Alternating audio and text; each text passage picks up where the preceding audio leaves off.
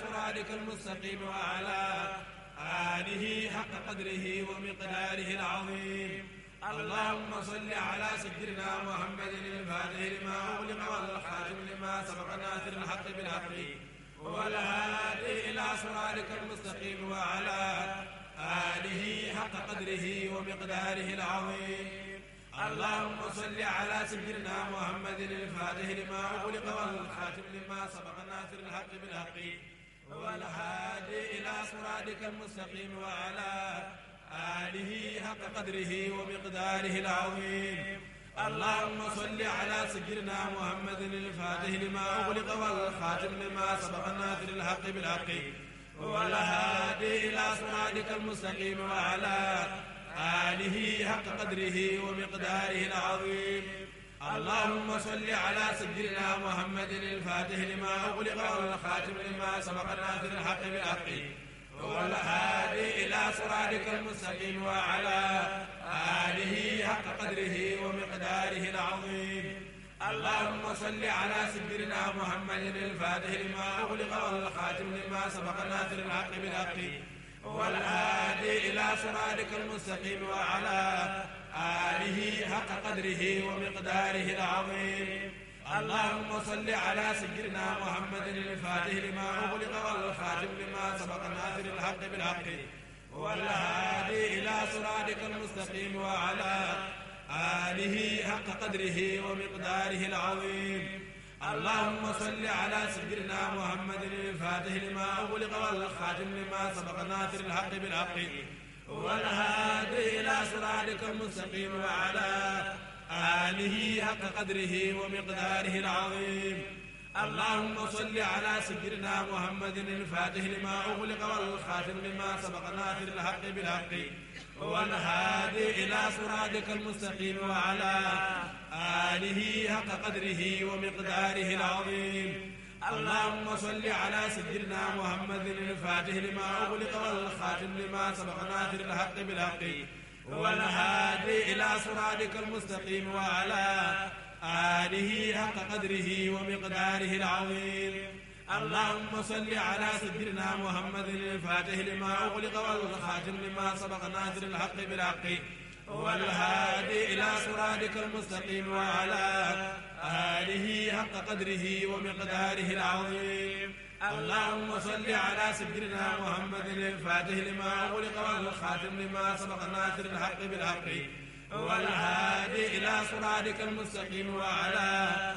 آله حق قدره ومقداره العظيم. اللهم صل على سيدنا محمد الفاتح لما أغلق والخاتم لما سبق ناصر الحق بالحق والهادي إلى صراطك المستقيم وعلى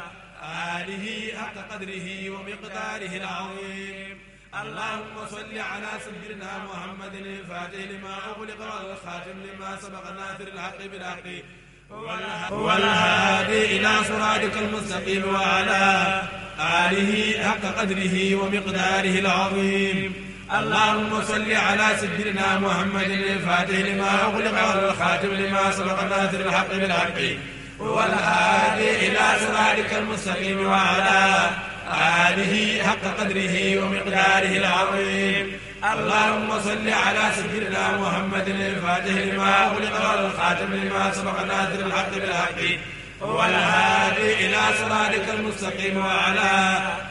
آله حق قدره ومقداره العظيم. اللهم صل على سيدنا محمد الفاتح لما أغلق والخاتم لما سبق ناصر الحق بالحق والهادي إلى صراطك المستقيم وعلى آله حق قدره ومقداره العظيم. اللهم صل على سيدنا محمد الفاتح لما أغلق والخاتم لما سبق ناصر الحق بالحق والهادي إلى صراطك المستقيم وعلى آله حق قدره ومقداره العظيم. اللهم صل على سيدنا محمد الفاتح لما أغلق والخاتم لما سبق ناصر الحق بالحق والهادي إلى صراطك المستقيم وعلى آله حق قدره ومقداره العظيم. اللهم صل على سيدنا محمد الفاتح لما أغلق والخاتم لما سبق ناصر الحق بالحق والهادي إلى صراطك المستقيم وعلى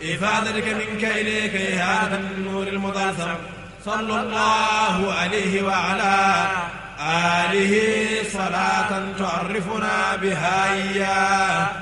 اللهم صل وسلم على عين الرحمة الربانية والياقوتة المتحققة الهائدة المركز الفهوم والمعاني ونور الأكوان المتكبرة الآدمي صاحب الحق الرباني البرق الصيف مزون الأرباح المانعة لكل متعرض من البهور الغراني ونورك اللامع الذي ملأت به كونك الهائل بأمكنة المكان. اللهم صل وسلم على عين الحق التي تتجلى منها عروش الحقائق عين المعارف الأقوم سرادك التام الأسلم. اللهم صل وسلم على طلعة الحق بالحق الكنز الأعظم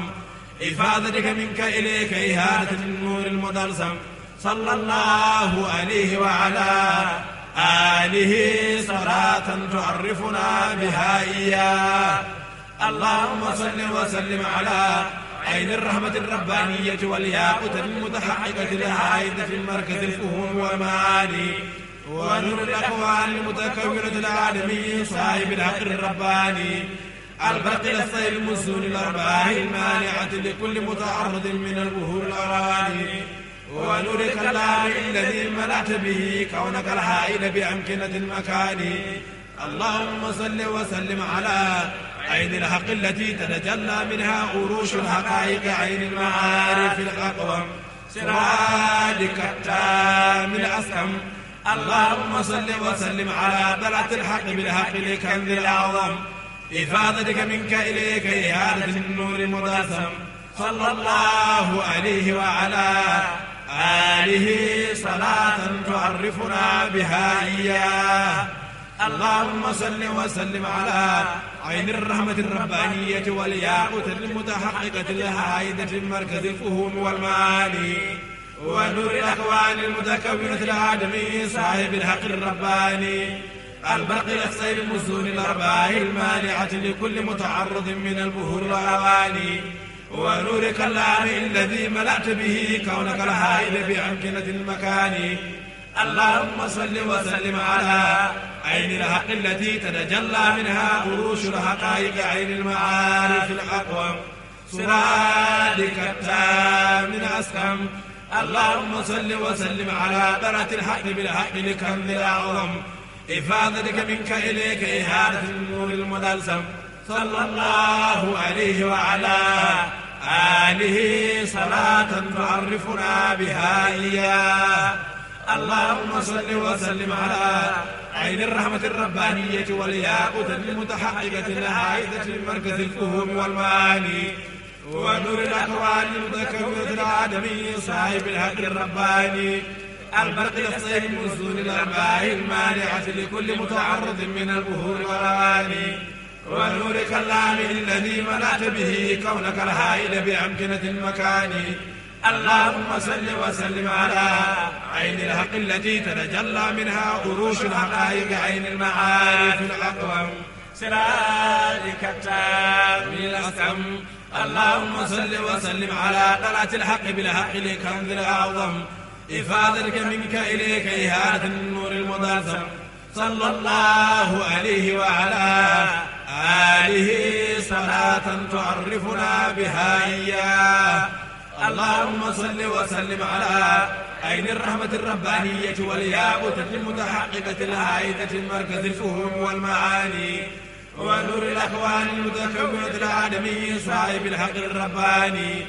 البرق الصيف مزون الأرباح المانعة لكل متعرض من البهور والأواني ونورك اللامع الذي ملأت به كونك الهائل بأمكنة المكان. اللهم صل وسلم على عين الحق التي تتجلى منها عروش الحقائق عين المعارف الأقوم سرادك التام الأسلم. اللهم صل وسلم على طلعة الحق بالحق الكنز الأعظم إفادتك منك إليك إهانة النور المدلسم صلى الله عليه وعلى آله صلاة تعرفنا بها إياه. اللهم صل وسلم على عين الرحمة الربانية والياقوتة المتحققة الهائلة في مركز الفهوم والمعاني ونور الأكوان المتكونة الآدمي صاحب الحق الرباني البرق الأصيب مزون الأرباح المانعة لكل متعرض من البهور والأواني ونورك اللامع الذي ملأت به كونك الهائل بأمكنة المكان اللهم صل وسلم على عين الحق التي تتجلى منها أروش الحقائق عين المعارف الأقوم سرادك التام الأسهم اللهم صل وسلم على طلعة الحق بالحق لكنز الأعظم إفادتك منك إليك إهانة النور المدلسم صلى الله عليه وعلى آله صلاة تعرفنا بها إياه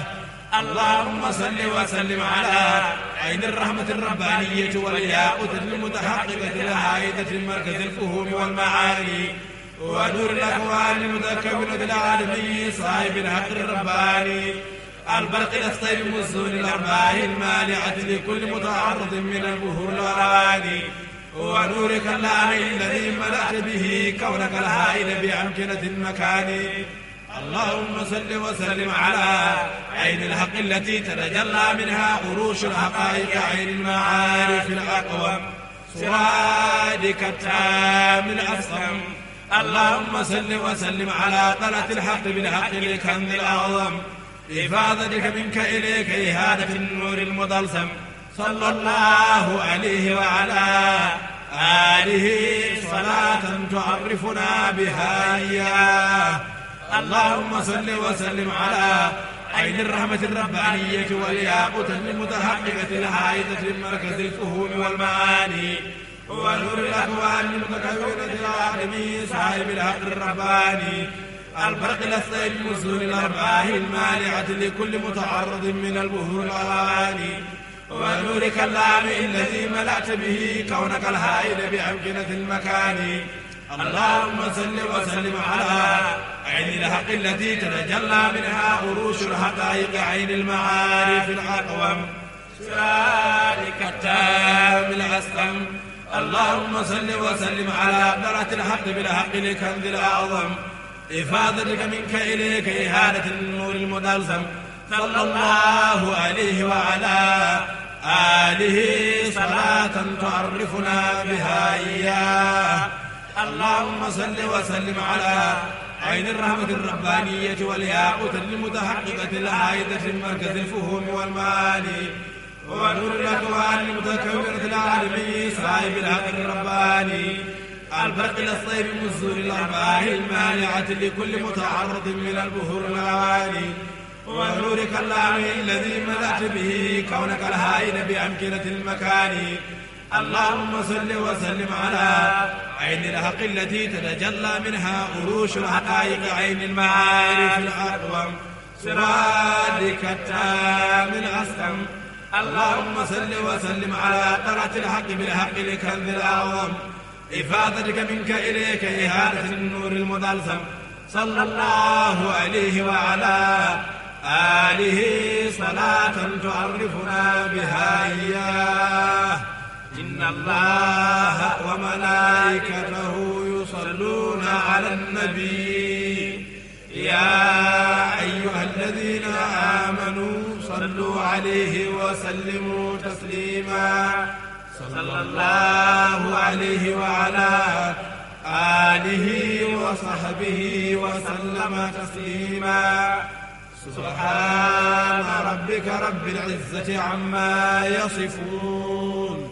وسلام على المرسلين والحمد لله رب العالمين.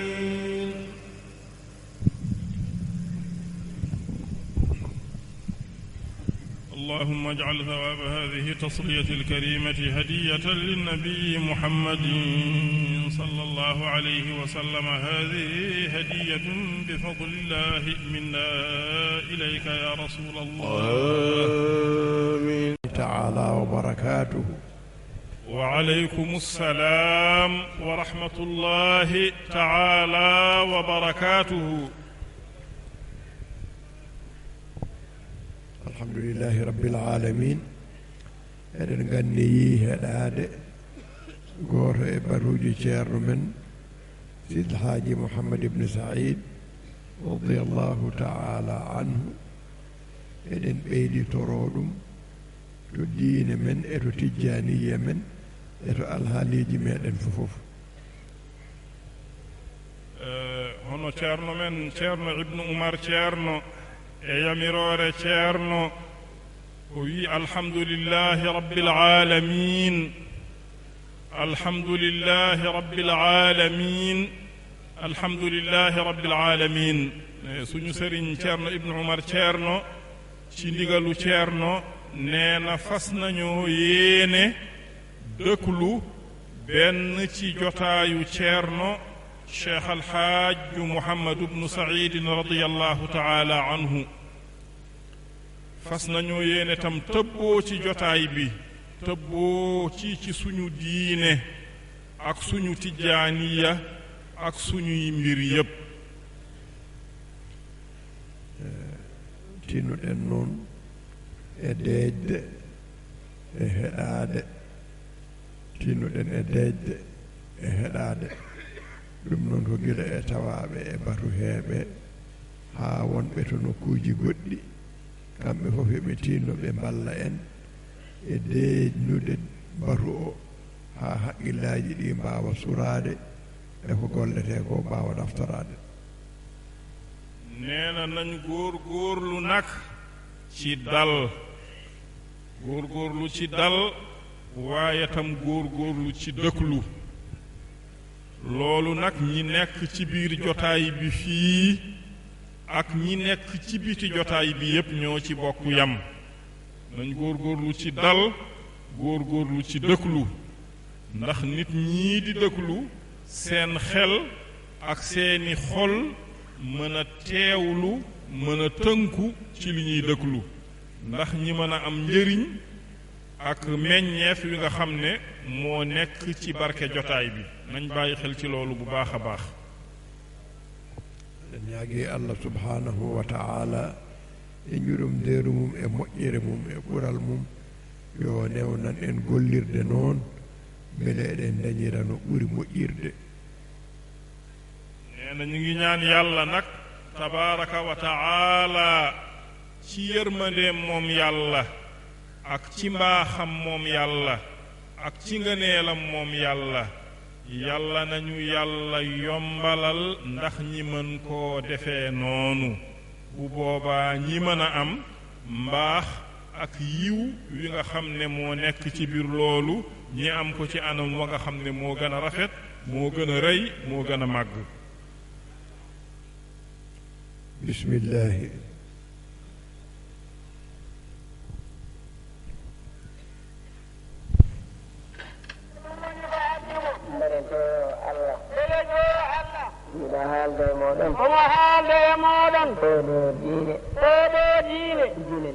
diine l'islam mbele jo Allah tabaraka Allah ene laaɗo mum tabaraka cheikhana ahmad tijani mbele jo limanu mo Allah jaɓi ko limanu Allah ina waɗa ɗum e ɓerɗe mon mbele jo Allah nelaɗo Allah sallallahu alayhi wa sallam ina jaɓa on koye won jiiɓe mum ɓe moƴƴiɓe leñol nelaɗo Allah jeeyaɗon sallallahu alayhi wa sallam ɓe moƴƴiɓe leñol nelaɗo Allah jeeyaɗon sallallahu alayhi wa sallam mbele jo cheikhana ahmada tijani ina jaɓa koye almuɓe mum moƴƴiɓe jeeyaɗon nde wonno noon ɗum ko haaju ko wiide wonno noon ɗum ko haaju nde wonno dey ɗum ko haaju ina foti ummanede ko on haaju ummini mo faade e moɗon nde wonno kadi ne mbiɗa woowi e mon o wi omo woowi e mon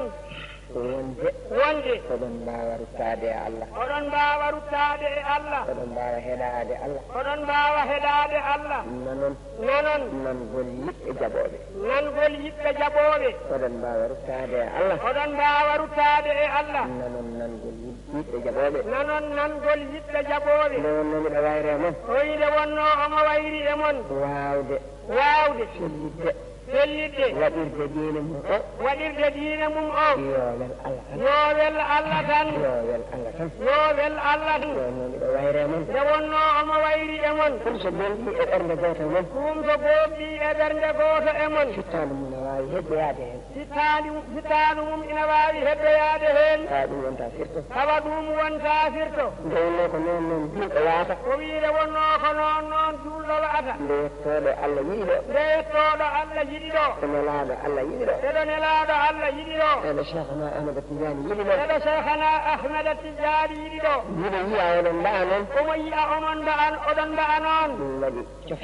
ɗum waɗi o softani arde e on ɗon haaju ha joni mbele Allah ina rokka on ko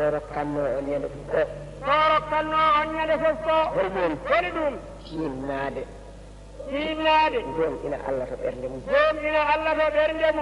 jom ina goodal Allah to ɓernde mum sabu julɗo soko tawi ɗum ɗo gonɗi e ɓernde mum wonde Allah ko goonga Allah ko gooɗo o gonɗini ɗum o gonɗini wonde ngal goodal laabudda so neɗɗo gonɗini ngal ma gonɗidina hen nelaɗo makko wadda henne yidde nelaɗo makko sallallahu alayhi wa sallam laabudda hawa neɗɗo ina andi ngol ɗo gonɗingol ngol wawata arde sifa mo Allah wela sowona taw ngol wondi e mawninde Allah e rewde Allah ina rewira Allah rewde sunna nelaɗo Allah sallallahu alayhi wa sallam ina janga deftere Allah ina golla sunna nelaɗo Allah sallallahu alayhi wa sallam ina wirda lawol Cheikhana Ahmada Tidiane ina waɗi ɗum haqiqa muɗum ko ɗum woni ko ardi e haajuji mum ina watti aduna to caggal mum koso o haaju gasi nde o golla aduna makko soofini nde wonno ko jogiiɗo ngol ɗo gonɗingol ko kanko e fajiri gaɗodirta e ñalawma o ado ɗum o fina o yahata suudu Allah e pele mawninoyde Allah o juula o wirdida e wirdoɓe hasana fila daktima o juula hay soko darɗe ɗiɗi o salmina o arta e haajuji makko omo andi o dawri mawninde Allah omo reeni Allah e nder ñalawma he o heddi hen ko ha ñande tisubar ari kala o tina Allah noddimoto suudu mum o salli goo o yaha onoto Allah wondude julɗe nootiiɓe o julda e mumen o rutto o reena jamanu o ha ala sara ala onoto yo Allah o julda e julde o rutto o reena ha futura ara onoto o julda e julde o jooɗo ɗo e mumen wadda e mumen wazifa so gayni o julda e mumen jeeje o rutto nokku makko o rewa Allah ko waawi o fofto o ɗaano neɗɗo moni woni Adamum woni o woni gonɗinɗo Allah o wi ko o woni gonɗinɗo Allah gonɗingol gonɗingol gonɗingol gonɗugol sabu ko ngol ɗo gonɗingol o wi sabu ko ngol ɗo gonɗingol wonde mawningol wondi e mawningol tawi omo huli Allah kadi ne tawi omo huli Allah kadi e gollude ko Allah haɗi e gollude ko Allah haɗi no tinnori no tinnori e gollude jamiroje ni e gollude jamiroje ni omo tinnori noon omo tinnori noon e woppude kade Allah e woppude kade Allah no feeñiri no feeñiri e diine he e diine he e yidde Allah e yidde Allah e yidde nelaaɗo Allah sallallahu alayhi wa sallam e yidde nelaaɗo Allah sallallahu alayhi wa sallam e yidde Cheikhna Ahmada Tidiane e yidde Cheikhna Ahmada Tidiane omo feeñiri noon yidde julɓe omo feeñiri noon yidde julɓe julɓe yi'aanimo julɓe yi'aanimo julɓe yi'aanimo so wonaa omo welti so wonaa omo welti omo welti omo welti ko waawi o nafa ko waawi o nafa ko waawaani o lorata ko waawaani ne o lorataa komi o wondiri e julɓe o witaa ko ni o wondiri e julɓe ni o wondiri e Allah ni o wondiri e Allah o de woni moƴƴuɗo limanaagal o wi o de woni moƴƴuɗo limanaagal mo Allah yetti mo Allah yettini limanaagal mum limanaagal mum ko haqiiqa ɓernde mum ko haqiiqa ɓernde mum Allah jaɓani ɗum limanaagal mum Allah jaɓani ɗum limanaagal mum ko haa dañen ɗum ko haa dañen ɗum so en dañii ɗum so en dañii ɗum kulen dañen no kulirɗen Allah dañen hankadi no kulirɗen Allah sabu ko gonɗinɗo Allah sabu ko gonɗinɗo Allah wonde ko Allah rokkata wonde ko Allah rokkata wonde ko Allah haɗata wonde ko Allah haɗata ko on hulata Allah ko on jeyi hulata Allah haa wawata mawninde ko wonaa Allah mawninde ko wonaa Allah ina haɓɓoo gallaaɗi ina haɓɓoo gallaaɗi ina haɓɓoo piɗi ina haɓɓoo piɗi ina haɓɓoo ceede ina haɓɓoo ceede ina wiya ɗum ma wor ko hokki ɗum ma walla ma wor ko danndi ɗum ɗum ma wor ko hokki ɗum ma walla ma wor ko danndi ɗum on ɗon baɗowo noon on ɗon baɗowo noon tawan limanaagal muɗum tawan limanaagal muɗum timmaani o wi baɗowo noon tawan limanaagal mum timmaani mawninaani Allah to ɓernde mum o wi on mawninaani Allah to ɓernde mum o anndaani o anndaani ko Allah jeyi rokkude e hadde ko Allah jeyi rokkude e hadde har o rokkoye heen gallaaɗi e piɗi haa o rokkoye ɗum gallaaɗi e piɗi haa o rokkoye ɗum gallaaɗi e piɗi rokkude e hadde nen ñaawore o waɗan ɗum gallaaɗi o wi laarde en ñaawoore o waɗani ɗum gallaaɗi e piɗi ɗum fof ko ustaade limanaagal waɗi ni o wi ɗum fof ko ustaade limanaagal waɗi ni ustaade limanaagal ko ustaade limanaagal addanta neɗɗo yiide wiide kaari ko gañam ina haɗami arsi kam sabu neɗɗo so tawi limanaagal mum gonɗi to Allah o wi neɗɗo so tawi limanaagal mum gonɗi to Allah ma anndu wonde Allah so rokkii ɗum gañum haɗata ɗum ma anndu Allah so rokkii ɗum wonde gañum haɗata ɗum ɗum ɗon fof ko ustaade limanaagal addata nden ɗon tampere yo neɗɗo gonɗin Allah ko ɓernde muɗum ko gonɗina nelaaɗo Allah sallallahu alayhi wa sallam ko gonɗina alqur'ana mi jaya gonɗinde nelaaɗo Allah sallallahu alayhi wa sallam yidde sunna makko e ñemtinde sunna makko mi jaya gonɗinde alqur'ana jangude alqur'ana e janginde ɓiyum alqur'ana neɗɗo kam no hunde nde moƴƴirta ni ina andi noon no woniri gonga ni neɗɗo ina andi noon yo neɗɗo waɗir noon sono yiɗi heɓde ko woni hen ko tinno ɗe no feewi woni julɓe wonande Allah kulon Allah neɗɗo wiyete yo hul Allah ko yo tottu jamirooje Allah neɗɗo wiyete yo hul Allah ko yo gollu jamirooje Allah neɗɗo wiyete yo hul Allah ko yo woppu kade Allah jamirooje Allah hayso ina keewi kono lasliyeeji ɗi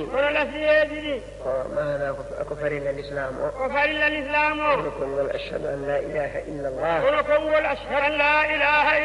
wa ashhadu anna أن محمدا عبده ورسوله وأشهد أن محمدا عبده ورسوله وجود وكود إيجاز يجوز وكود ليجوي هورد لورقارك هورد لورقارك إيتل فريل أسغل إيتل فريل أزكال هجويد هجويد من لسليجي جمروجي الله من لسليجي جمروجي الله عايشة طويلة كيري عايشة طويلة كيري كدلين إن كيري كنون كان جفوف إهيود كنون كان جفوف إهيود رين to heen debbo janano e jawdi janandi leenuɗa ɓanndu janandu sa daɗi e ɗi boneji tati ma daɗi e ko heewi ɓanndu janandu a ñohata ɗum a aybinta ɗum a tonata ɗum debbo janano a wiyata ɗum a waɗata ɗum jawdi janandi a ñamata ɗum a janfotako neɗɗo so waɗi noon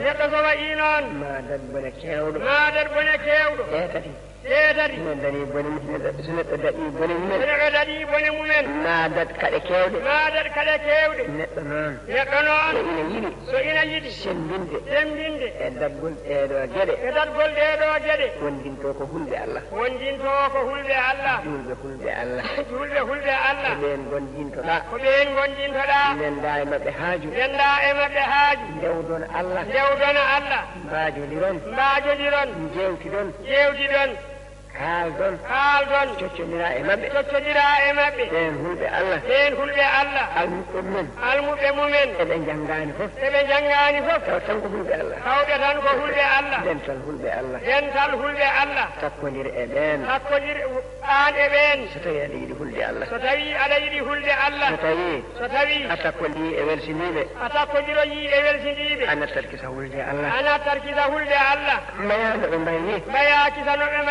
tinnoɗe no feewi koye aduna kawniɗo gonɗen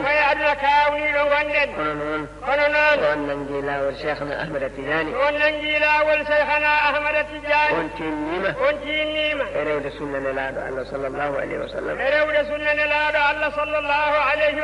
e gollude lawol ngol aduna o no way kala ma ɗacci en ɗon ke en hisɓe sabu kam enen en goni wonande Allah gonanɗo Allah koye Allah heddoto on ko kisowo ko daɗowo gonanɗo Allah koye Allah heddoto on ko kisowo ko daɗowo ko jiyoton ko e diine hay hunde wonani ɗum so wonannade Allah aɗa yinnoromo yinnade nelaɗo Allah sallllahu alayhi wa sallam ala noon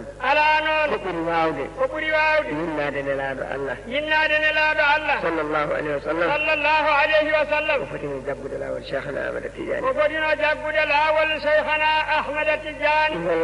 o wi ngol lawol cheikhna ahmada tijani yimɓe e jinneji e malaikaji so ndendi ina kalanma ɓuure maggol kañum en fof ma ndendu donka haalandema ɓuure maggol o wi kañum en fof ma ndendu donka haalandema ɓuure maggol sabu nelaɗo Allah sallllahu alayhi wa sallam o wi nelaɗo Allah sallllahu alayhi wa sallam on mo ganduɗa ko Allah tigi yiɗi ɗum to zaati mum Allah tigi yiɗi ɗum to jaati mum o wi ko Allah tigi yiɗi ɗum to jaati mum o yaltinimo ko giɗgol Allah ko giɗgol Allah ni hol kanko on jaati makko e miijo makko e gandal makko ko giɗgol Allah on mbaɗo noon wawata haalde ko wona giɗgol Allah ko ɗum waɗi noon kanko fewni lawol cheikhna ahmada tijani o fewniri ngol koko Allah yiɗimo ko o fewniri ngol hakkude makko e Allah o yiɗi Allah ɗo eɗo Allah yiɗimo ɗo o wi ɗo yiɗi Allah eɗo Allah yiɗimo oɗo o fewni lawol cheikhna ahmada tijani aɗa andi kam lawol pewnagol laawol pewnagol eɗo nelaaɗo Allah yiɗi Allah eɗo Allah yiɗi Allah eɗo Allah yiɗi nelaaɗo Allah sallallahu alayhi wa sallam on nokku kay hay goto ala e mum laawol so wona nelaaɗo Allah sallallahu alayhi wa sallam hay goto ala e mum laawol so wona nelaaɗo Allah sallallahu alayhi wa sallam ɗum waɗi hay goto wawano wadde laawol Cheikhna Ahmad Tidiane so wona nelaaɗo Allah sallallahu alayhi wa sallam hay goto wawa wadde laawol Cheikhna Ahmad Tidiane so wona nelaaɗo Allah sallallahu alayhi wa sallam waɗi waɗaccirangol Cheikhna Ahmad Tidiane yo wangol ɗum waɗi waɗaccirangol Cheikhna Ahmad Tidiane yo wangol ko kanko hoore makko waɗanigol Cheikhna Ahmad Tidiane o waɗigol e mana gonɗo hakkude makko e Allah o waɗigol e mana gonɗo hakkude makko e Allah ngol ari ngol waɗi jiɗgol Allah e ngol waɗi jiɗgol nelaaɗo Allah ngol waɗi jiɗgol Allah e ngol waɗi jiɗgol nelaaɗo Allah sallallahu alayhi wa sallam sa yiɗigol tan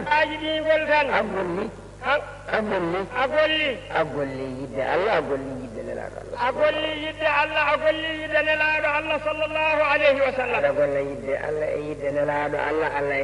ne yimma nelaaɗo Allah ne yimma aɗa golla yidde Allah e yidde nelaaɗo Allah ina yimma nelaaɗo Allah ina yimma yalli en jogoto haala haa ko kaalen ma Allah e nelaaɗo jiɗi ko waɗante o wi yalli en jogoto haala haa kaalen firto wonta firto kala mo naati laawol ngol dañat ɗum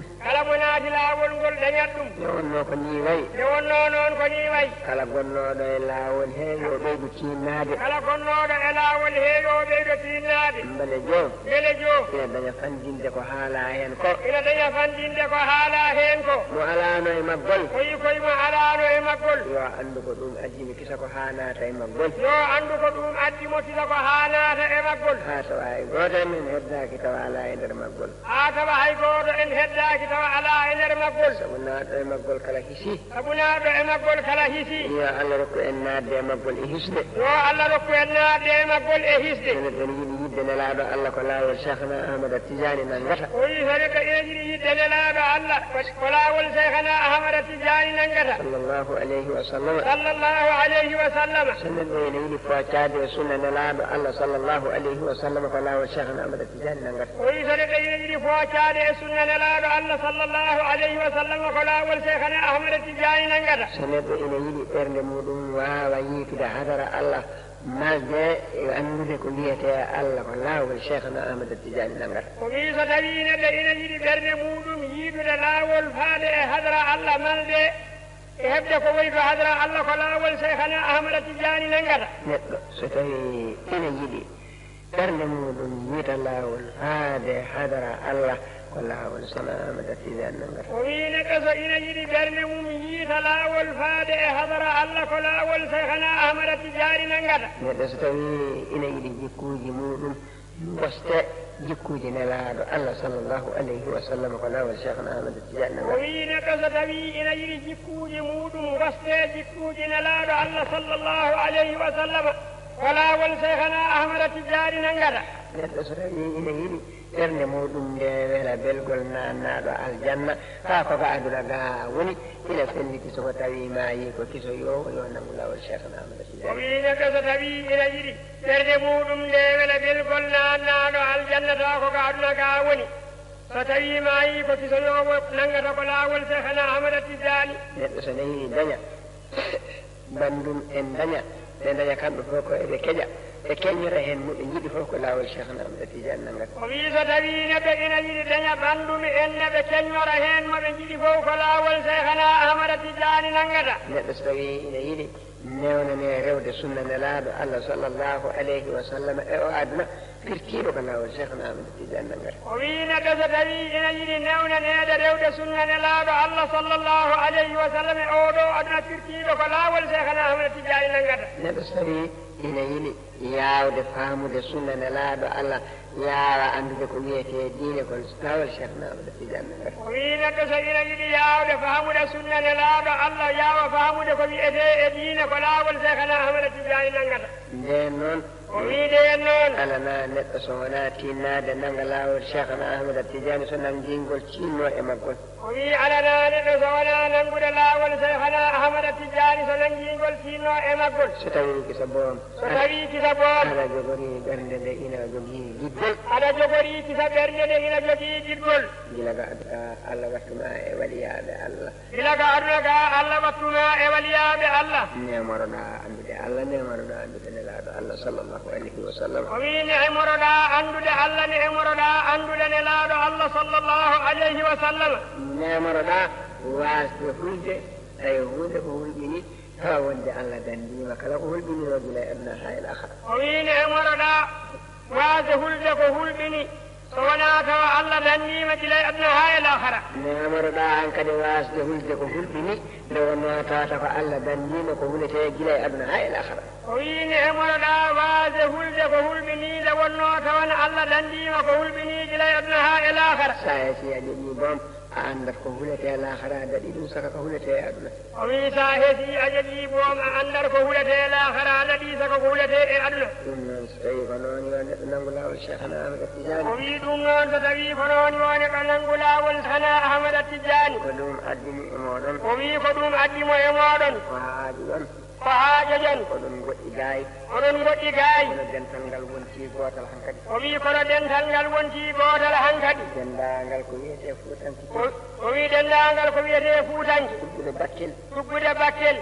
ko ɗeɗo balɗe fof ko toon ɗum tuggude bakkel haa ɗo ko diine wotere o wi tuggude bakkel haa ɗo ko huuɗe wootere rewamaɗo e mana e worgo maayo fof o wi rewamaayo e worgo maayo fof ko almuɓe cheikhna ahmada tijani ko almuɓe cheikhana ahmada tijani ko dental gootal ko dental gootal kamɓe fof ne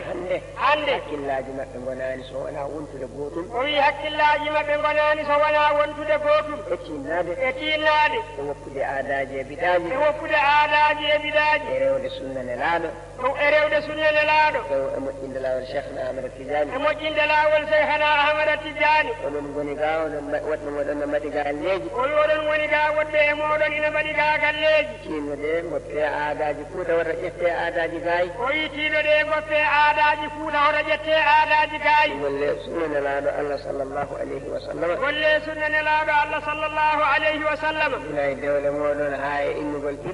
gila e dewle moɗon ha e innugol ɓiɓɓe moɗon fofo mbaɗe ɗum e sunna nelaaɗo Allah sallllahu alayhi wa sallam o wi fofo mbaɗe ɗum e sunna nelaaɗo Allah sallllahu alayhi wa sallam tin noon onon fof ne jiitodiron tinnoɗon onon fof ne kadi jiitodiron hono no dendirɗen ɗo hannde ni jogoɗon ñalawma ko wayno mana dimanche oɗon ndemra oɗon kaaldira ni diine Allah o wi jogoɗon ñalawma ko wayno ñalawma dimanche oɗon ndenda oɗon kaaldira ni diine Allah sabu Allah wanni en ɗiɗo masiŋaji ɗono sajjalatu oɗon mbawi ƴettude batuji kaaleteɗi e kaaleteɗi fof gaddon ɗo o wi sago boom Allah walli en hono ɗiɗo masiŋaji hono mo sajjalatu on mbawi ƴettude ɗum taw oɗon kaalira ɗiɗo tuuji hono ni hono kaaliranmi ɗo ni on jii masiŋ ono haalirta ɗo ni o wi holno haalirta ɗo ni on jii masiŋ ono haaltirta ko haalno nokku goɗɗo so on jogiima ɗum bandaji muɗum ñande fof on tirat ɗo haalde o wi so on jogiima bandaji mum ñande fof tila on tirat ɗo haalde dañan no guurtinirɗon diine mon dañon no guurtirɗon enen guurtinirɗon diine mon ɗum ko Allah addi ɗum beele jo yimɓe ɓe fof gooto fof ene dañana waɗi o wi ɗum ko Allah addi ɗum beele jo yimɓe ɓe gooto fof ene dañana waɗi yo Allah rokku en no mbaɗen yo Allah rokku en noon no mbaɗɗen yo Allah reen en reena diine men yo Allah reen en reena diine men yo Allah rokku en battane moƴƴe ɓaawo juutde balɗe yo Allah rokku en battane moƴƴe ɓaawo juutde balɗe yo Allah waɗen almuɓe cheikhana ahmada tijani yo Allah waɗen almuɓe cheikhana ahmada tijani yo Allah rokku en yiɗodirde yo Allah rokku en jiɗodirde e wallodirde jahi cheikhana ahmada tijani yo Allah waɗen almuɓe makko haɓo ɓinɓe yiɗodirɓe ila rasulillahi sallllahu alayhi wa sallam وبجاه شيخنا أحمد التجاني رضي الله تعالى عنه وأرضاه عنا به آمين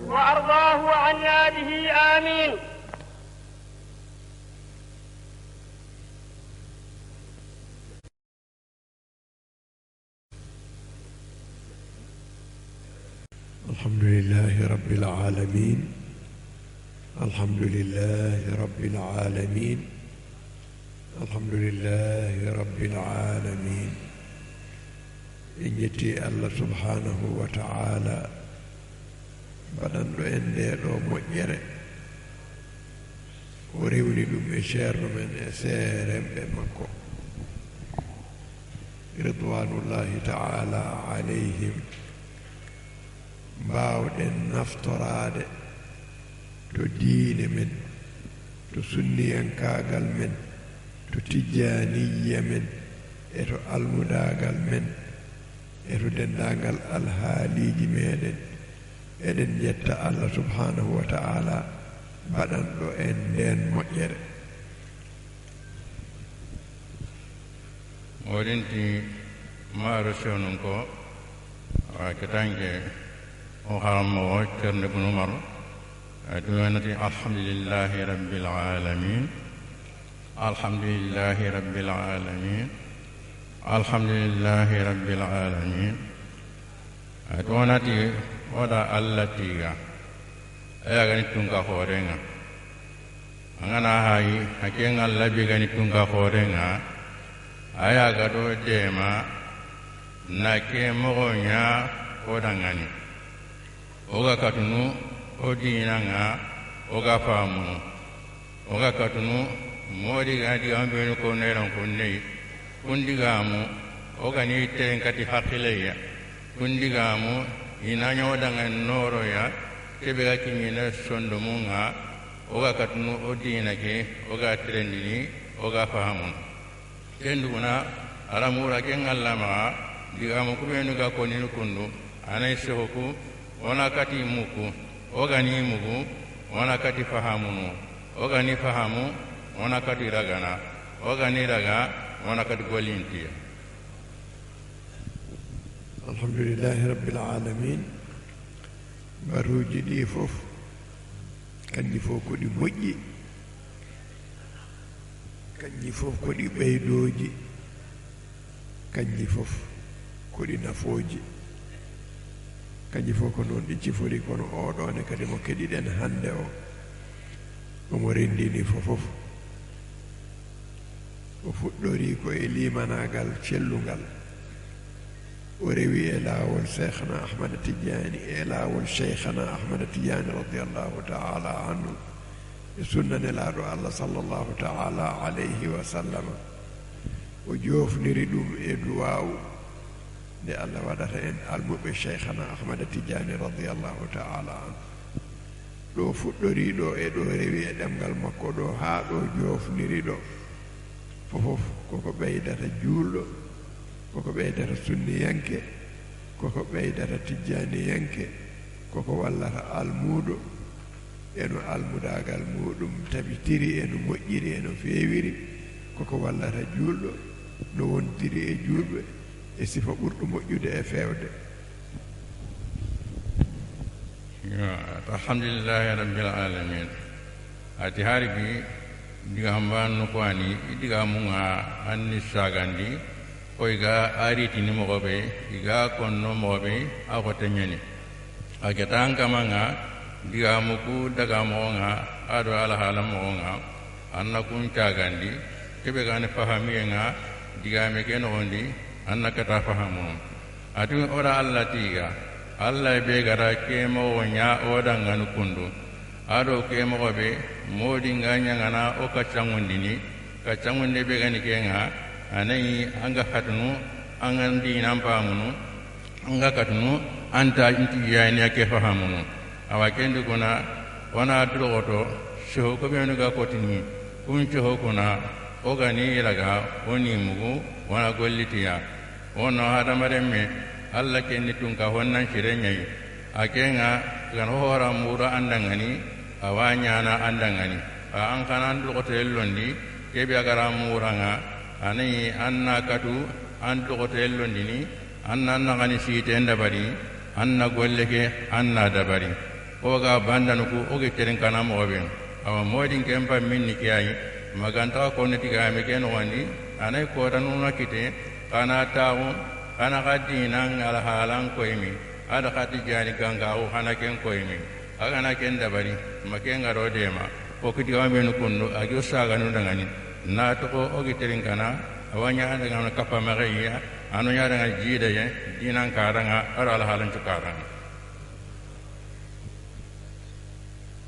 wadde enen fof ɓeydoɗen tinnade e gollude diine o e laɓɓinirde ɗum gollirde mo sunna nelaaɗo Allah sallallahu ta'ala alayhi wa sallama tinnoɗen kadi e laawol cheikhana Ahmada Tidiane radiyallahu ta'ala anhu ngol ngannduɗaa no nanirɗen ceerno men wiiri ni ko malu wonande julɓe ko malu wonande julɓe e ngol walluma no gonirɗaa juulɗo poociiɗo e dewal ma Allah hakkude ma e joome e ngol walluma no gonirɗaa sunniyanke e ngol walluma no gonirɗaa almuuɗo cheikhana Ahmada Tidiane radiyallahu ta'ala anhu e ngol walluma no jogoriɗaa jikkuuji moƴƴi ɗi aɗa wontira e juulɓe taw koye dow teddungal yo a taaribi alhamdulillah rabbil alamin adi digamu kone onan dulogoto sabu ke kille gani kebe o kharamogo cheikhna Ahmad Tidiane kille ke akengani kille be anande mana kille be gani angana to poto awande mana an kilamago ke sironde mogonga awande mana ando soroko ala hala mogonda ngani awande mana anyimbe do amare mukuna gantende mogonga awaga wande mana kuwani ko an cironnini gelandi nan karanga ado ampada mare mo ke karanga ada amare muku karanga ke killegani kebe angana gutu awande mana kenga awakendu kona ona nduroto wana kebe ga konini ona araga ona golli ona topoto ona naganin citin wani asirewenga empantay yo ogara ko diga mun on musmani diga mun kompeti nan dan ni su saga ni ko mo be ga mun naka kita diga mun himanga ni kebe angana ken ko bantan hakilan ting awasu famun wala ha mu ke batu be gara menye don ko ne kundu hala ngari hara ga nanya kana mu ke anga ha mun tike batu kundu silama um batu nya hakeya batu be ga ni ke ya anyi ma ha mun nan tike kunde alla de mande nya ke batu ya anyi ma ha mun tike e batu kundu anna sangen take batu non awa kendu kono wala hamu ona alla nyaga natan tunga be gara kenya ran wode ma batu ke da balnenga anode ma ku binga konini wana ko tiragana wana ko topono awa kendu kono ana yambo ma o diga mu kusa gandel turanta nyati mo ngam julɗo yo jogo jikkuuji moƴƴi caggal nde o woni julɗo o jogii limanagal e ɓernde makko o eti wonde sunniyanke Allah wattanimo heen wonde mo tijjaniyanke yo tinno e rende hurumaji julɓe yo tinno e rende hurumaji julɓe o waasa jogaade e makko sifa ustagol e hoore makko haa ɗum jibinana mo wiide ina usta julɗo julɗo yo rento ustaade e hoore mum haa ɗum jibinana mo wiide ina usta julɗo julɗo so wi ina usta julɗo julɗo ustotaako neɗɗo ko kañum ustata hoore muɗum sabu yettode woodani Allah diine l'islam ko inde nde firi ko ɗuyin ma'naji ngoni heen l'islam ko kisal l'islam ko jebbilanade Allah subhanahu wa ta'ala e gollude jamiroje makko e woppude kade makko neɗɗo so tawi woni e nder ɗum foti wonde ko moƴƴo e hoore mum foti wonde ko moƴƴo e julɓe o foti wonde ko moƴƴo e hoore makko o wona kadi moƴƴo e julɓe so tawi noon aɗa yiɗi wonde moƴƴo e hoore ma gollu ko Allah wela e ko Allah yiɗi saɗa yiɗi wonde moƴƴo e julɓe gollu ko Allah yiɗi yimɓe golla e hakkude mumen tawde ko ɓe julɓe taw wona toñodirde wona ustodirde saka wiide ina wiya an ko gonɗa e muɗum ko wona noon min koko gonmi e mum ko neɗɗo yo rento ɗum enen fof ko en julɓe ndenodiren hurmaji almuɓe cheikhana Ahmada Tidiane radiyallahu ta'ala anhu so tawi aɗa woni e nder maɓɓe aɗa jeeya e maɓɓe e ren hurumaji maɓɓe so tawi ka julɗo kono a jaggani lawol cheikhana Ahmada Tidiane radiyallahu ta'ala anhu e ren hurumaji julɓe ndena hurumaji tijaniyankoɓe ñaggaa ɗemngal ma cohlira e gollirde ngal wiide astahfirullah wiide subhanallah wiide alhamdulillah wiide la ilaha illa allah taw wona wiide ina usta julɓe walla ina ustana julɓe ɗum yo allah ren en dandayde ɗum yo ati silami hakika ngani keɓi silami annan kawa annan naganin ciite annan kawa annan ciruwa annan kawa ando soroku naga anna ken cirondi annan kawa ando alla naga anna ken cirondi silami amme silami awako anga kinyani silami annan kawa kebe angara khanu andu dangan na ken khanu anga ki silami dangani silami an kawa kiai anga ki silami anna horman tanga anna adaro anga ki silami aswani bani sabti jani ganko ato aswani mana ti bani ke awakendu kuna silami an kawa an silama oke ana kya warankane anyi me siroye hina anna ya ke muru kenga ando sorokuna an siroyenga anna ya ke muru kenga anna maganya silamiya anga tini anga neta soronga silami anta kawa anna neko amme silamiya mande kenya kasin hibane kiyai kasin golli bani kiyai silami pammin nan kawa nyini kiyaya ana itufuru anga astaghfirullah konno ma tufuru anga subhanallah konno ma tufuru anga la ilaha konno awa silami ken kunam ko an kawa nyini anke pamminga silami nan magani anke ngatini anya sirenni anka palen silami ke nandi kemmanya anda ke diga mi kan ke pari yella nyema ko kino asu hompo hana anke paka kawa duyam anke dan khale ke asirenni amma re me ke khale anti kemmanya anta wa kununga anka wa ke fosire ke angara ke khanan nangani anna me ya khanu anka pale make dangani yellanga na wari mo gabi agada barni ke be ganta siri ampa kala siragu alla wa killon ko ina kamanga wanka wana ke da barkunam anta ko sana gilli ko sasa silaminunga ke be nyana ko gadi tijani ganke ma ku ben tijani ganko nga ko na tijani ganko inta ho kamma anta wa ko nunke ngad silamin ko sin silam bane tijani ganko ngasin mana tijani ganko nyam kunnan kawana me khanu na me daro na me hormantanga horoman ni kai awagi like be ganyi me karanga anna ken tangando sel kuna ke be gilla sel kuna katanke nga anna kawana ken katanga horoman ni ken silama ko ken wade أنني كدين شير من هالري إبور القنقل إلى والشيخنا أحمد التجاني رضي الله تعالى عنه ودي إنين فف جقل لا والقل قل لرين لا والقل قل لإن ودا إن دول بمجوبة ودا إن سنيا كوبة ودا إن الشيخنا أحمد التجاني رضي الله تعالى عنه يدو نربي كوي من يرينو نربي هورماجي jukku be en dam hakkunde muɗumen yo Allah waɗan en noon e moƴƴere mum e ɓural mum bi jaahi rasulillahi sallllahu alayhi wa sallam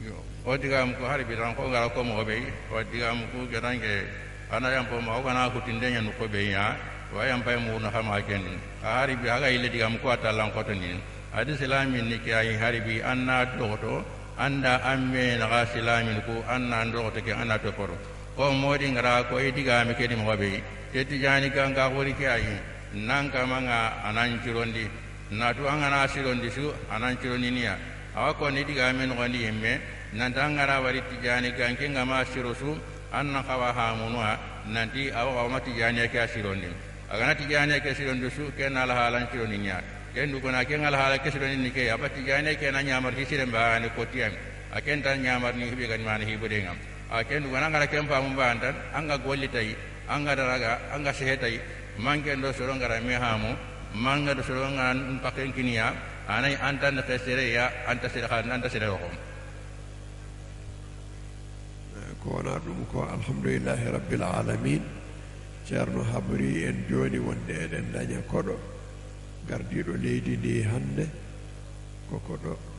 Allah ene laado modum e cheikhana ahmad tidiani e dental e ceerno ko koɗo meɗen yettode wodani Allah ko en almuɓe ko en nehaaɓe tinnoɗen e teddinde tawa kadi ina wondi e needi tinnoɗen e teddinde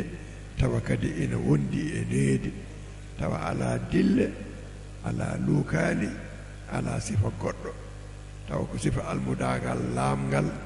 cenigal laabtugal ko jorta e meɗen ko garɗo fo tawa ɗum e meɗen ɗum ɗon rokkata ɗum ko needi rokkata ɗum ko deejre a wawa teddinde neɗɗo so wona taw aɗa joganimo needi aɗa reeni hurum makko enen jaɓɓotoɗen ɗo ko l'islam no ceerno men haaliri ni radiallahu taala anhu sabu ko allah suɓimo hande ardinimo leydi ndi koye leydi l'islam ko leydi moƴƴuɓe ko duwaw jaabaɗo woni e mayri alhamdulillahi rabbil alamina ko wayni so tawi waɗi ɓe ngari ɓe tawotorama ngal teddugal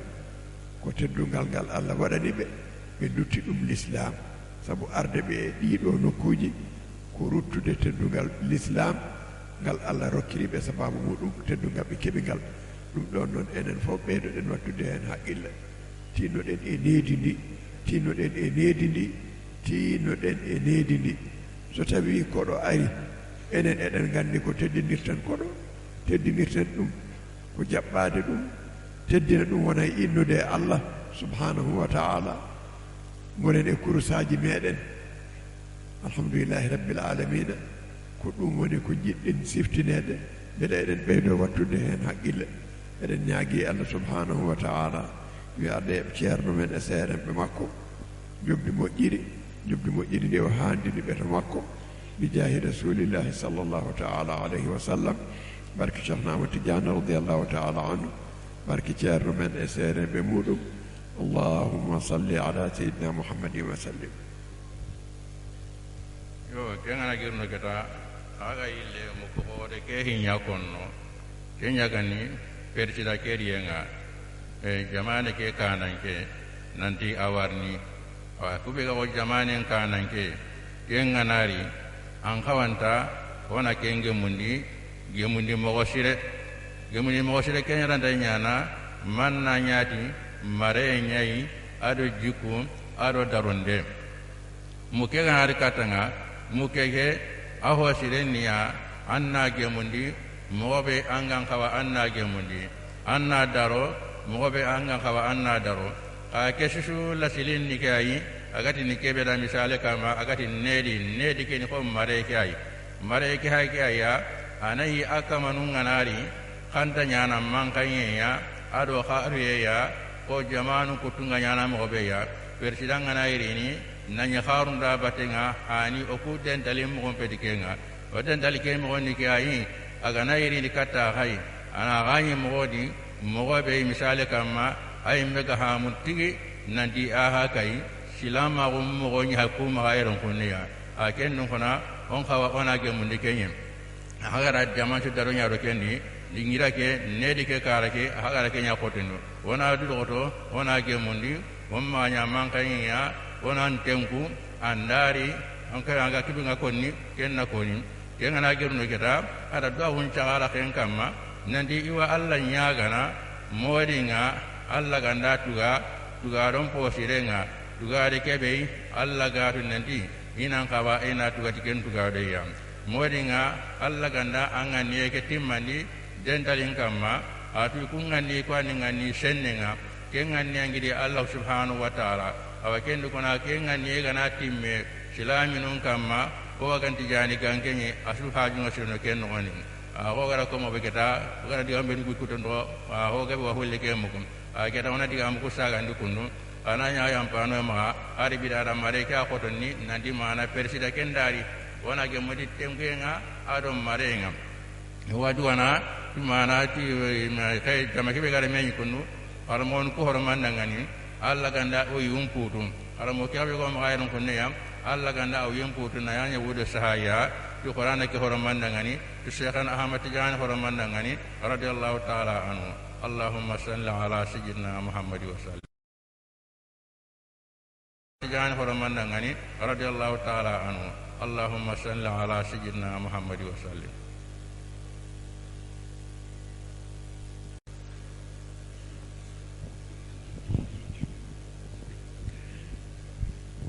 بالله من الشيطان الرجيم.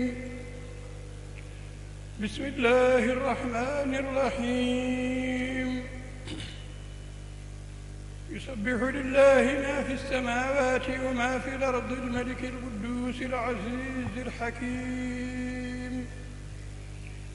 هو الذي بعث في الأميين رسولا منهم يتلو عليهم آياته ويزكيهم ويعلمهم الكتاب والحكمة وإن كانوا من قبل لفي ضلال مبين، وآخرين منهم لما يلحقوا بهم وهو العزيز الحكيم. ذلك فضل الله يؤتيه من يشاء والله ذو الفضل العظيم. مثل الذين حملوا التوراة ثم لم يحملوها كمثل الحمار يحمل أسفارا بئس مثل القوم الذين كذبوا بآيات الله والله لا يهدي القوم الظالمين. قل يا أيها الذين هادوا إن زعمتم أنكم أولياء لله من دون الناس فتمنوا الموت إن كنتم صادقين ولا يتمنونه أبدا بما قدمت أيديهم والله عليم بالظالمين. قل إن الموت الذي تفرون منه فإنه ملاقيكم ثم تردون إلى عالم الغيب والشهادة فينبئكم بما كنتم تعملون. يا أيها الذين آمنوا إذا نودي للصلاة من يوم الجمعة فاسعوا إلى ذكر الله وذروا البيع ذلكم خير لكم إن كنتم تعلمون. فإذا قضيت الصلاة فانتشروا في الأرض وابتغوا من فضل الله واذكروا الله كثيرا لعلكم تفلحون. وإذا رأوا تجارة أو لهوا انفضوا إليها وتركوك قائما. قل ما عند الله خير من اللهو ومن التجارة والله خير الرازقين. صدق الله العظيم.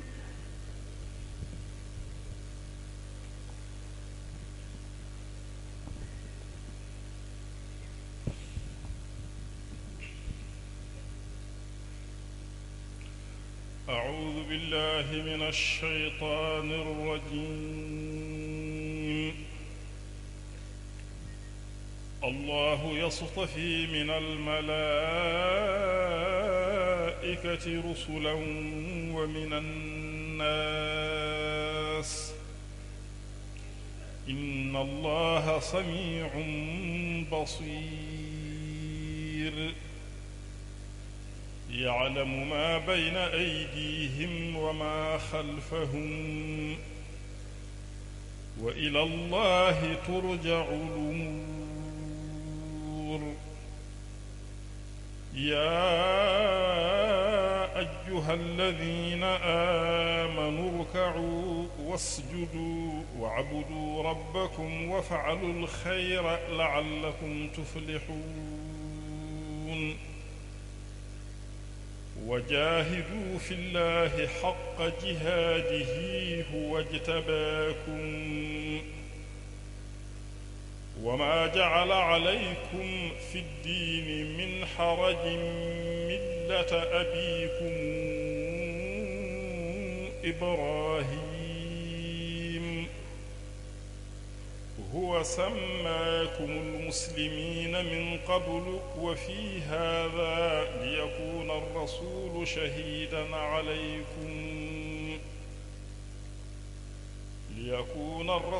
شهيدا عليكم وتكونوا شهداء على الناس.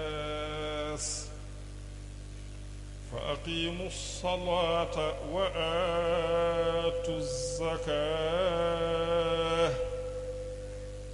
واعتصموا بالله هو مولاكم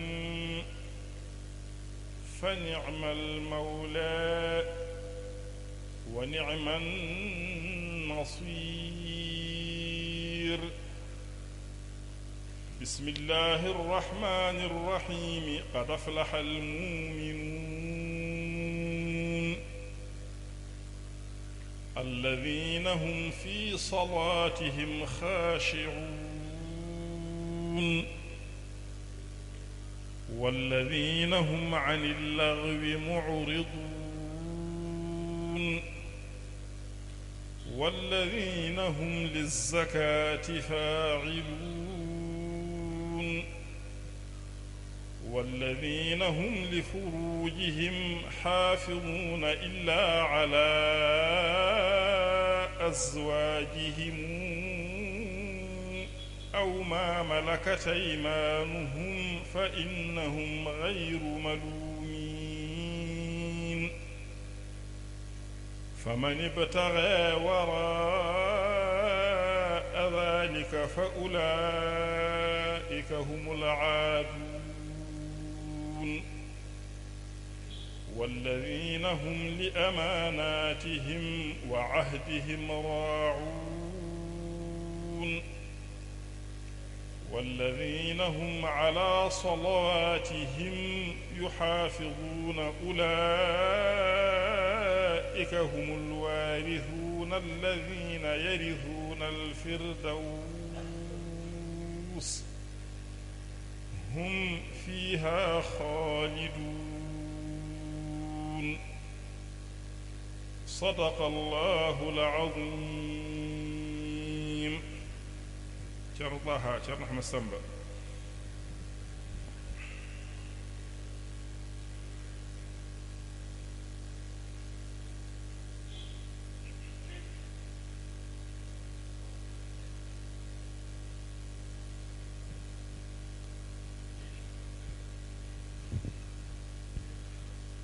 أعوذ بالله من الشيطان الرجيم.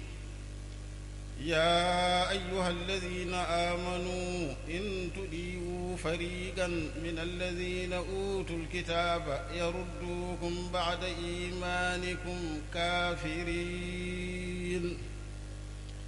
وكيف تكفرون وأنتم تتلى عليكم آيات الله وفيكم رسوله ومن يعتصم بالله فقد هدي إلى صراط مستقيم.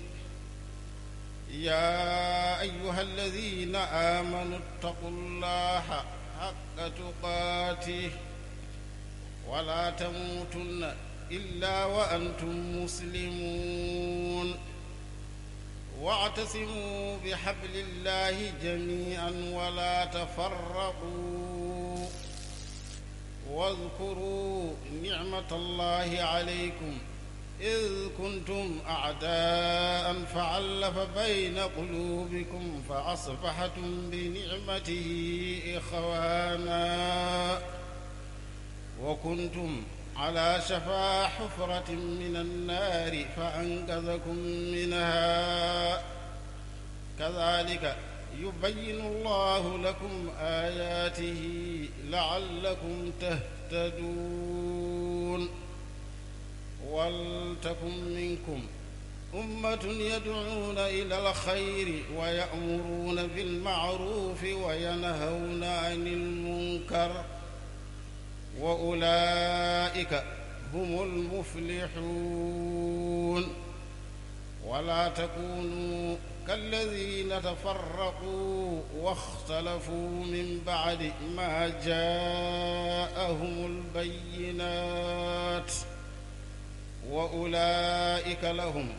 عذاب عظيم يوم تبيض وجوه وتسود وجوه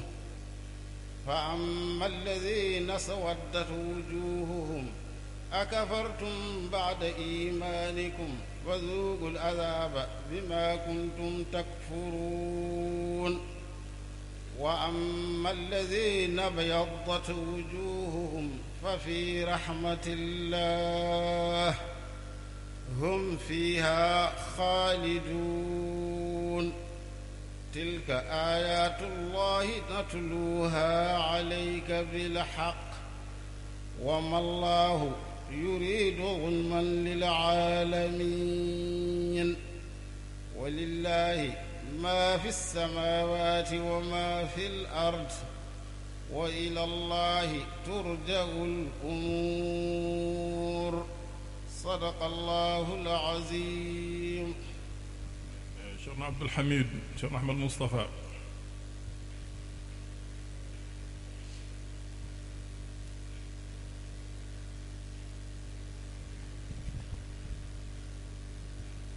أعوذ بالله من الشيطان الرجيم.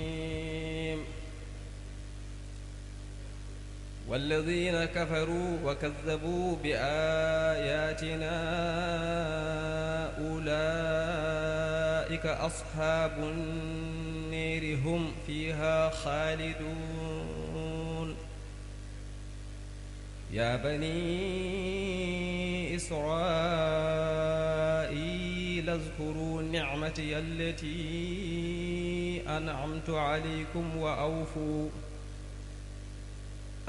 عليكم وأوفوا بعهدي أوف بعهدكم وإياي فارهبون. وآمنوا بما أنزلت مصدقا لما معكم ولا تكونوا أول كافر به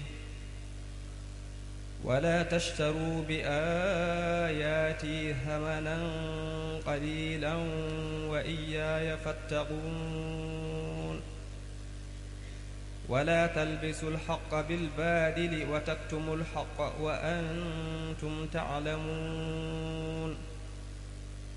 وأقيموا الصلاة وآتوا الزكاة واركعوا مع الراكعين. أتأمرون الناس بالبر وتنسون أنفسكم وأنتم تتلون الكتاب أفلا تعقلون. واستعينوا بالصبر والصلاة وإنها لكبيرة إلا على الخاشعين الذين يظنون أنهم ملاقو ربهم وأنهم إليه راجعون. صدق الله العظيم.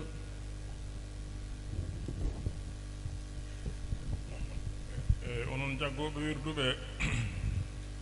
gone e arde mbatton haqqillaji keɗoɗon sharɗiyeji wirdu ndu ina haale ko sharɗiyeji nogas e tati. sharɗi gadano o tawa ceerno mo ñagotoɗa yo rokke wirdu o tawa ina jogui yamirore sellude jokkodirne rokkirde wirdu ndu ha yetti cheikhana ahmada tidiani radiallahu taala anhu. ɗiɗi tawa an garɗo ñagade wirdu o tawa hay goto e wirduji waliyaɓe a jogaki ko wona tijaniya. so aɗa jogi noone a accat ko tijaniya o tan jogotoɗa.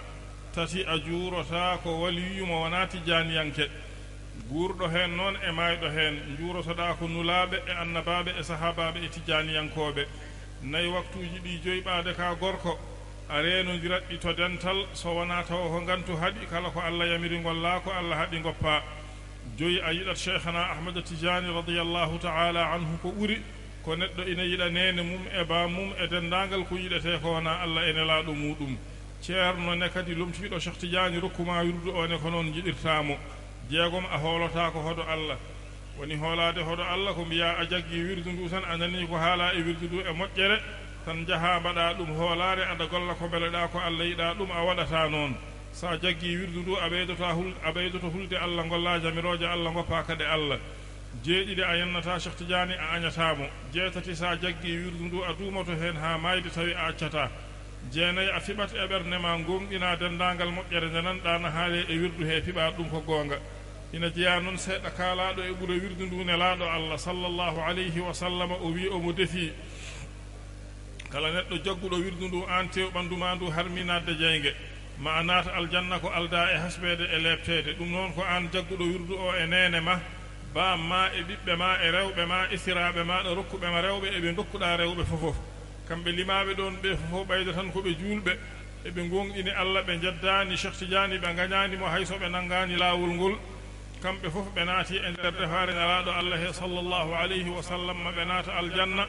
ko alda e hasɓede e lebtede sabi barke ma an goto jagguɗo lawol ngol o sappo a yaata noon aɗa witta aɗa miijo aɗa yeddikino to nder ɓernde maɗa nde ɗo moƴƴere haalande holno nde wonirta gonga ala a gonɗintu tan nde tawno ɗum ko ɓural noon koye juuɗe Allah woni mo jola fo o rokka sappo e goo a fadat ha dokkeɗa wirdu nunde puɗɗa wirdude sappo e ɗiɗi wadifa e wirdu aljuma ɗiɗo ɗiɗi ɓaade ka gorko a tawtorte ɗum e dental so wona taw ko gantu haaɗi sappo e tati nokku ene wirdu he no wiye jawharatul kamali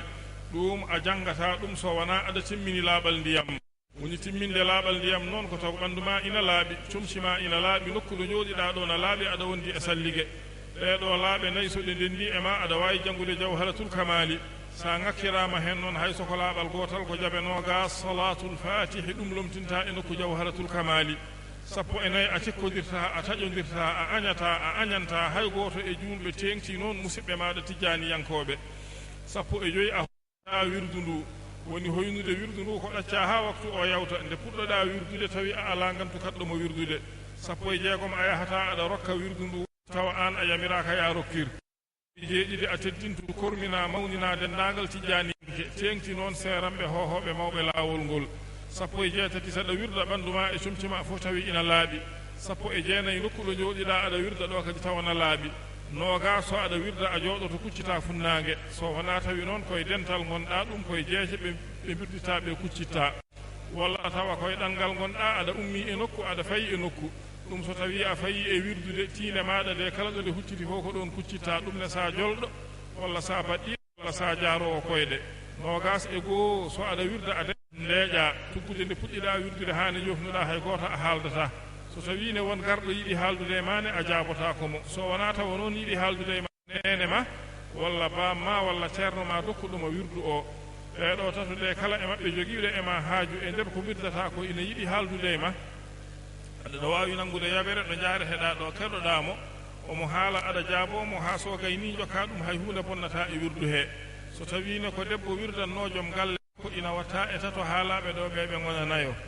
nogas e ɗiɗi so aɗa wirda ɗo jooɗiɗa ɗo a tawnat ɗo yeeso ma ɗo mbaadi cheikhana ahmada tidiani radiallahu taala anhu piɓa to nder ɓernde ma wonde aɗa jooɗi yeeso makko aɗa ɓeyɗitoromo hakkude ma e Allah aɗa barkinoromo aɗa sembinoromo aɗa jokkoromo ko ɓuri timmude noon e ɓamtade e towde e mawnude e nafde ko tawnude mbaadi nelaɗo Allah sallllahu alayhi wa sallama nogas e tati karfeje wirduɓe jangataɗe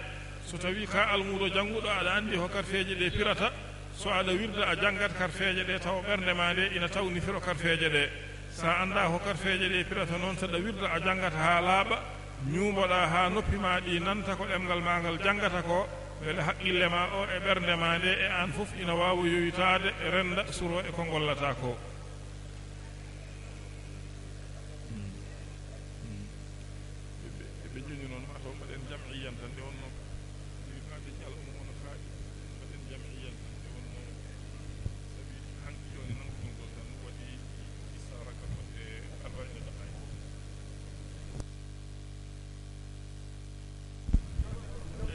joni enen jaggoɓe wirduɓe goto e men fof to jooɗiɗo yo jooɗo ɗon werta juuɗe mum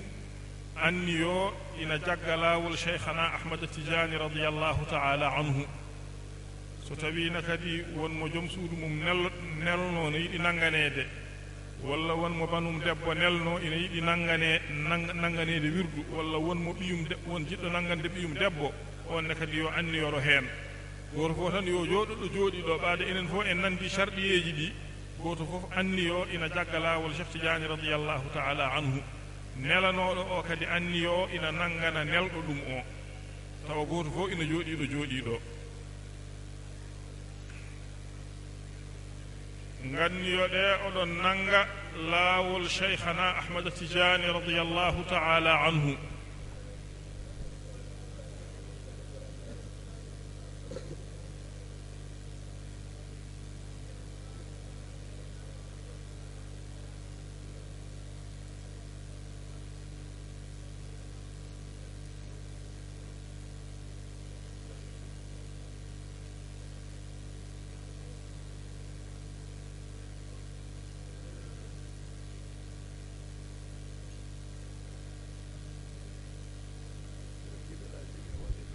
goto e mon fof rokkama lazim e wadifa e wirdu aljuma goto fof yo rendin juuɗe muɗum ɗe ɗiɗi moma e yeeso muɗum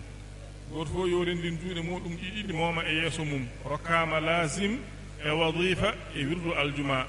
képp koo xam ne bëggoon na jël werd may nañ ko lazim ak wadifa ak xadratul jumaa na boroom jël ñaari loxoom raay ko ci kanamam may nañ la lazim ak wadifa ak xadratul jumaa hankaji noon jahon mbirɗon cinnoɗon noon mbirɗon goto fof yo anndu hankaji rokkama jahon mbirɗon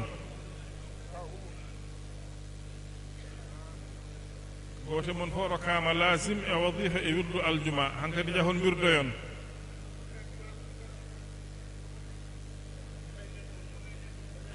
goto fof yo rendin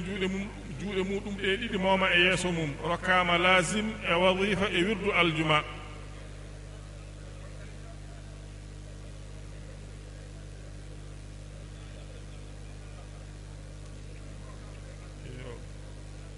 e moƴƴi on jarama hankadi jaafuɗen juuɗe ɗe on jarama hankadi tinnoɗon noon mbirɗon ceerno wi son jeehi tinnoɗon mbirɗon tinnoɗon mbir hankadi goto moon fof rokkama wirdu rokkama lazim e wadifa e wirdu aljuma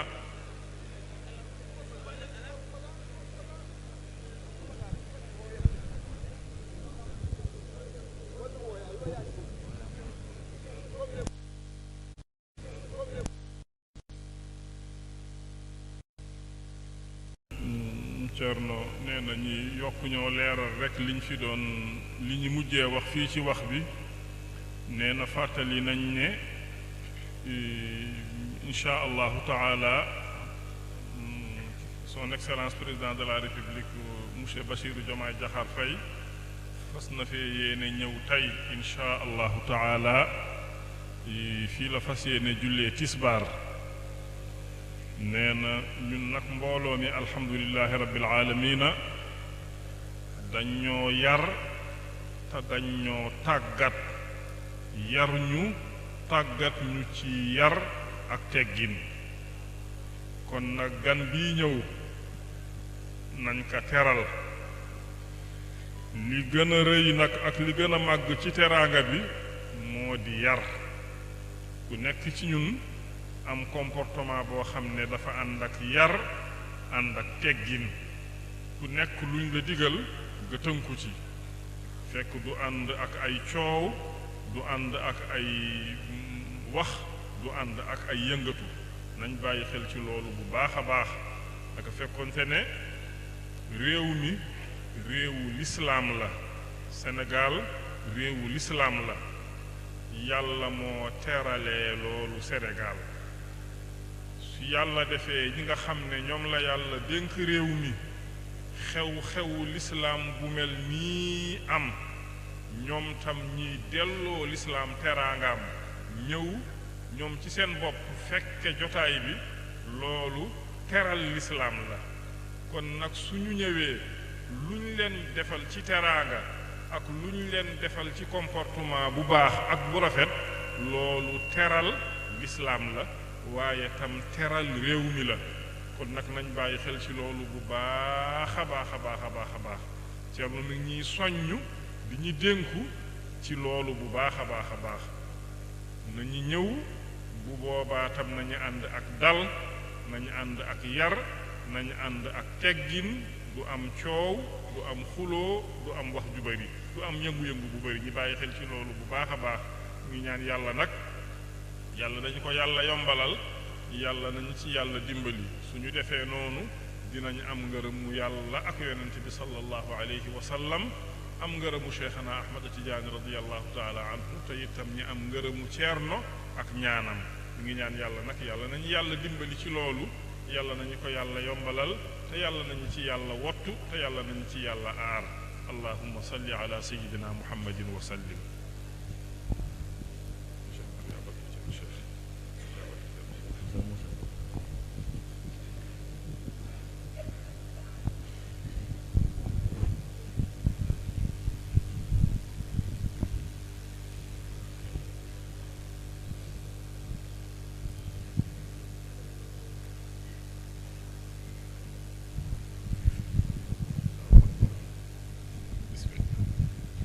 Ceerno Mouhamadou Amine Ceerno Ahmad Saada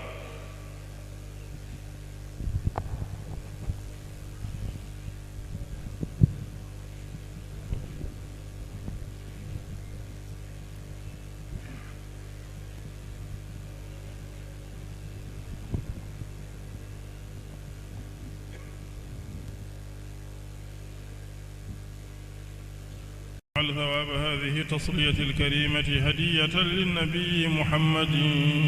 صلى الله عليه وسلم. هذه هدية بفضل الله منا إليك يا رسول الله.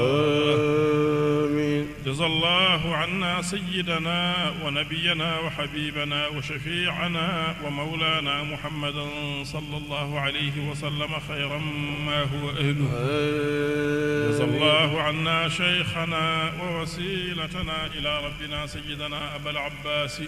مولانا أحمد بن محمد بن سالم الشريف الحسني التجاني خيرا وارض عنه رضا الله سلط بعده.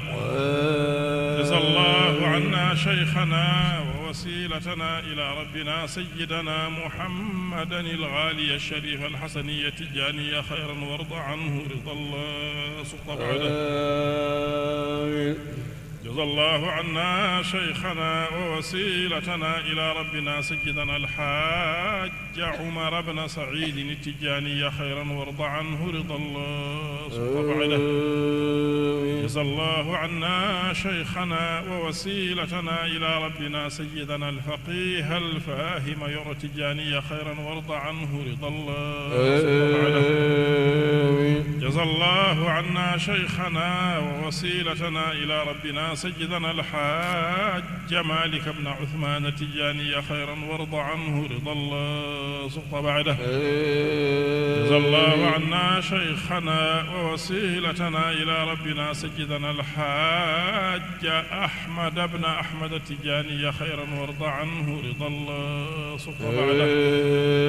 جزا الله عنا شيخنا ووسيلتنا إلى ربنا سيدنا الحاج محمد بن سعيد التجاني خيرا وارض عنه رضا الله سبحانه بعده. جزا الله عنا شيخنا ووسيلتنا إلى ربنا سيدنا الحاج أحمد بن محمد التجاني خيرا وارض عنه رضا الله سبحانه بعده. جزا الله عنا جميع الأشياخ والوالدين والخلفاء والمقدمين خيرا. اللهم ارض عنا وعنهم رضا الله سبط بعده. اللهم ارزقنا حسن التعلق بهم وأعد علينا من بركاتهم. اللهم احشرنا معهم في زمرة الأولياء مع النبي المصطفى محمد صلى الله عليه وسلم في دار العليين. اللهم اغفر لنا ولوالدينا ولأئمتنا ولمن سبقنا بالإيمان مغفرة عزما. اللهم إنا نسألك من كل خير سألك منه سيدنا محمد نبيك، ونعوذ بك من كل شر استعاذك منه سيدنا محمد نبيك. اللهم اغفر لنا ما قدمنا وما أخرنا وما أسررنا وما أعلنا وما أنت أعلم به منا. ربنا آتنا في الدنيا حسنة وفي الآخرة حسنة وقنا عذاب النار. ونعوذ بك من فتنة المحيا والممات ومن فتنة القبر ومن فتنة المسيح الدجال ومن عذاب النار وسوء المصير. والحمد لله رب العالمين. آمين. بسم الإله أبتدي دعائي ومهربي إليه والتجائي، حمدا له به عليه منه ولا يفيض الخير إلا عنه. وبالصلاة والسلام أبدا على الذي بعث للناس هدى، محمد المصطفى من خلقه والمجتبى له من أهل قربه، والآل والصحب الكرام ما دعا داع بقلب ذي اضطرار وسعى. يا رب نسألك باسم الذات وبالذي حواه من صفاته بالأعظم الأفخم من أسمائك وسره المكنون في عليائك وبالذي جرت به الأفلاك وخضعت لقدره الأملاك أعن اسمك الأعظم من قد قامت به العوالم وفيه هامت أدعوك يا حي ويا قيوم تقضي حوائجي وما أروم وبكتابك العزيز المحكم وسره ونوره في العالم وبالذي ألهمته محمدا من المحامد فصار أحمدا وبالذي دعا بكل مشهد به من الأسماء والتهجد وبالذي دعتك رسلك وما دعت به الأملاك في كل سماء وبعظيم الجاه خير الناس محمد وصحبه الأكياس بك استغثنا وبك التوسل يا ملجأ الخائف يا مفضل أنت المشفع الشفيع الأعظم أنت الوسيلة الكريم الأكرم يا عروة الوثقى ويا ملاذي لدى الشدائد ويا عياذي يا من إليه المشتكى والمفزع لدى المكاره وما يروع العجل بالإغاثة يا من له كل العلا وراثة بك توسلنا إلى رب الورى يفرج الكرب الذي بنا جرى أنت الذي قلت وقولك الكريم توسلوا بجاهي إنه عظيم وبخليفتك ختم الأولياء وغوثهم طراز حزب الأصفياء إمامنا كنز الهدى التجاني من أذعنت له ذو العرفان يا أحمد التجاني يا غيث القلوب أما ترى ما نحن فيه من كروب أما ترى الضيم الذي أصاب وأنت غوث لم تزل مجابا بك توسلنا إلى النبي وبهما لربنا العلي فأنت نجله ومجلى سره ممدنا من نوره وبحره ألست قد أعطيت ما لم يعطى غير الصحابة فأنت المعطى والمهتدي لعصره من ربه والمجتبى له من أهل قربه فنحمد الله على نعمائه إذ خصنا بخير أوليائه أنت المشفع في أهل العصر من كل هول يختشى في الحشر عار عليك يا ممد الخلق من بحر أحمد حبيب الحق أن يلحق الضيم من انتمى لكم أو يعتري المكروه أهل ودكم عليك بالأعداء قد تمردوا وجردوا سيوفهم وسددوا وصيروا الدين القويم ضحكه وهدموا أركانه وسمكه إن لم نكن أهلا لأجل ظلمنا فحلمكم يسع سوء جرمنا يا ربنا بأحمد التجاني إن الردى وعه إلى خسران آمين. السلام عليكم.